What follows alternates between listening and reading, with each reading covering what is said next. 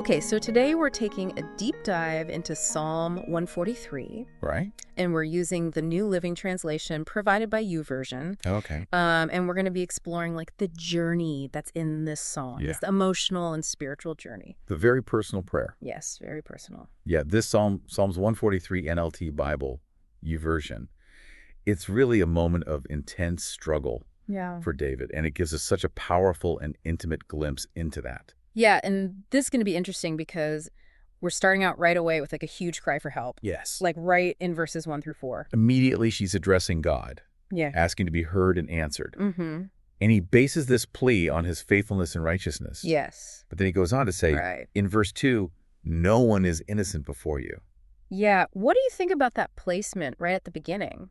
That humility, Yeah. even in a moment of crisis. Yeah. What does that say to you? I think it really shows that he understands the dynamic of this whole relationship. Yeah. That it's not based on him and his merit. All right. And then he goes on to describe all of this suffering, and it's so stark. Yes. He's pursued by an enemy. He feels completely defeated. Like he's been knocked to the ground. Yeah, and then living in darkness like the dead. Right, total devastation. Yeah. It paints such a vivid picture. Yeah. And then verse 4, I am losing all hope. I am paralyzed with fear. That feeling of just being trapped and overwhelmed. Yeah, there's no way out. No way out. But then it takes this turn Yes. in verses 5 and 6. It shifts. Yeah, he goes from like this immediate distress to remembering. Right, remembering the past. Yeah. The days of old. The days of old and God's great works. That's the significance of that, do you think? It's so interesting because he's in so much pain right now, but it's almost like he's looking for evidence.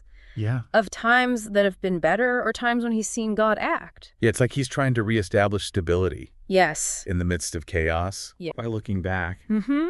And then even physically, he lifts his hands in prayer. Yes. And then he uses that metaphor of thirsting for God like parched land. Oh, it's powerful. It is. It's so powerful. It really is. This combination of the physical and the spiritual longing. It's such a fundamental human need for connection and sustenance, especially in times of distress. Yeah. And his thirst is huge. It shows the depth of his spiritual need. And then it almost seems like this reflection fuels the next cry for help. Yeah, verses 7 through 10. It's so urgent. Oh, the tone is desperate. It's so desperate. Deepening depression. Yeah, he really needs God to intervene now. He does. And that request to hear of God's unfailing love each morning, it's not just a nice sentiment at this point. Yeah. It's a daily anchor for his trust. Yeah, and then he asks, show me where to walk. What do you think that says about his state of mind? Oh, he is totally surrendering control. Yeah. Because he knows he can't do this on his own.